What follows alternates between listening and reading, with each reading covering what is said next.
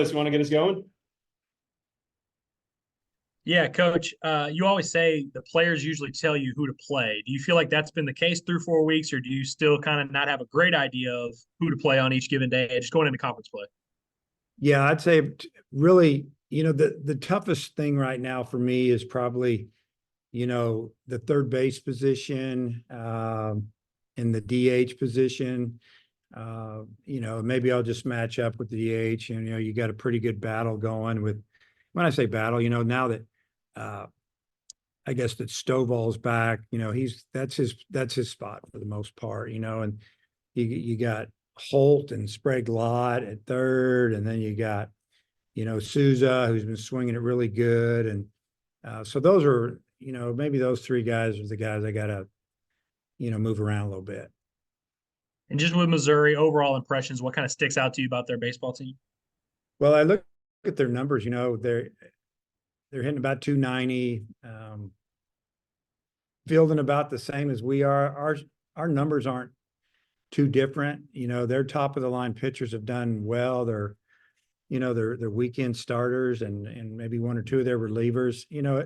Other than that, it's just, watched a little bit here and there and followed some scores. And I know that was a really big win for them on Tuesday night at Kansas to win that game in extra innings. So, I think it's still too early to be able to know exactly what you're getting into. But when SEC games start, anything can happen. Teams usually elevate if they can, and we expect it to be a really good SEC series. Go ahead, Tom.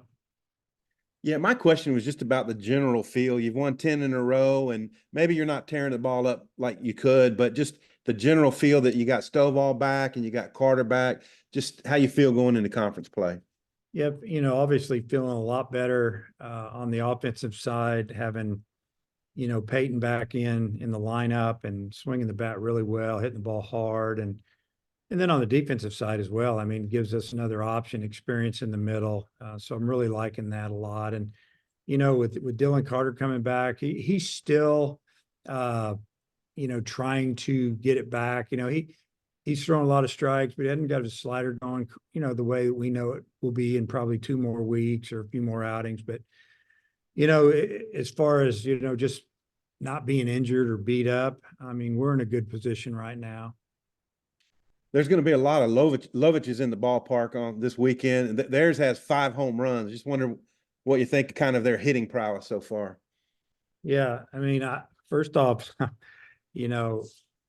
freshman hitting 5 home runs, I might be leading his team and hitting up there, and Jackson, and then you got Ross here, who swung the bat extremely well, been on base a lot, hit a home run the other day. It's hit some balls hard that have been caught, played solid defense. I think he'd tell you that he should have caught that ball the other night when the wind was pushing it around a little bit. But, then we have the youngest brother, who's a senior in high school, will probably be here, and kind of neat. A lot of good baseball players in that family. Jackson. Hey Dave, do you guys expect maybe with how good the pitching staff has been that opposing teams might be a little bit more aggressive, whether that's steal, small ball, stuff like that, heading into SEC play? Well, I think that the game will determine that. I guess after an inning or two, that thing could switch up a little bit. Maybe go away from what they normally do if that's not their game. But I think small ball is something that you have to do when you're facing really good teams and good pitching, because it's hard to score. So it's a tight game. Yeah, there's going to be some drag bunting or some advancing runners and hoping you can get a hit here and punch one in. And I mean, we play the same game. We just kind of, we go into the game knowing what the pitcher's all about for the most part, but then you got to see how it's going to be that night and how we're swinging the bat, what kind of swings are we taking off of them. And then you kind of know what to do after that.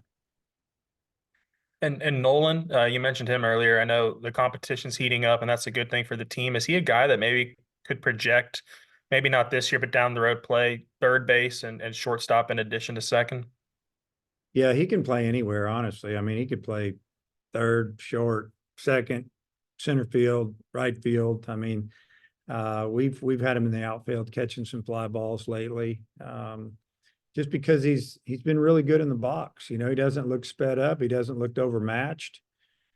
He's laid off some pitches. He's taken his walks, and obviously the ball jumps off his bat. So just a really good athlete, still learning the game a little bit, obviously, but you know, done a great job, especially for being a true freshman. Dudley. Mentioned having Peyton Stovall leading off in the preseason. Now you got him back. How do you see the top of that lineup going, or is it just kind of a fluid thing against who you're facing? Yeah, I think we'll probably leave him at the top. And then, you know, it just makes our lineup deeper. Obviously, it's kind of nice to have another left-handed bat, and he handles lefties pretty good. So you don't really have to jump him around too much there. You know, if we had a returner in the lineup that hit leadoff last year, you know, then I might hit him in the 2-hole. But I'm fine with him there. You know, we feel like that. I don't know, like a Wilmsmeyer is hitting in the 9-hole is kind of like having a second leadoff guy as far as speed and opportunity to steal a base or score from first on a double. Just a guy that can run. So maybe that second time through, 7, 8, 9 can do a little bit of work, and then, you know, Peyton can drive him in. Ellis, you got anything else? Yeah, Coach, I was just wondering with your starting pitchers, obviously you want to keep those guys available for June, but you haven't really had to depend on them too much. Haven't seen much over about 80 pitches. Do you think their workload might see a little uptick here in conference play? Yeah, you know, we've tried to take care of them and pull them 80 pitches or so, and you know, first weekend a little less, second a little more, and you know, in Smith's case, he didn't get to his number the first weekend. Second weekend was amazing.